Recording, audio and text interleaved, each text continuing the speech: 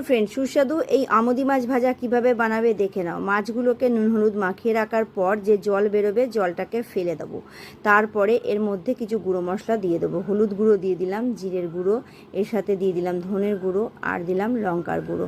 সব কিছুকে ভালো করে হাতের সাহায্যে মাখিয়ে নেব।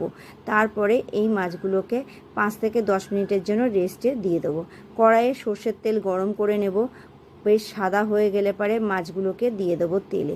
মাছগুলোকে খুন্তির সাহায্যে একটা একটা করে বিছিয়ে দিতে হবে, যেন একটা মাছ আর একটা মাছের সাথে আটকে না যায়। এরপরে মাছগুলোর এক পিঠ ভাজা হয়ে গেলে খুন্তি দিয়ে একটা একটা করে প্রত্যেকটা মাছ উল্টে দিতে হবে এবং নেড়ে চেড়ে ভালো করে ভেজে নিতে হবে মুচমুচে করে। প্রথম ব্যাচের মাছগুলো ভাজা হয়ে গেলে দ্বিতীয় ব্যাচের মাছগুলোকে আবারও তেলে দিয়ে দিতে হবে ঠিক এইভাবে। তারপরে মাছগুলোকে একই রকমভাবে উল্টে পাল্টে ভেজে নিয়ে কড়াই থেকে তুলে নাও। খুবই মুচমুচে এই মাছ ভাজা একবার খেলে বারবার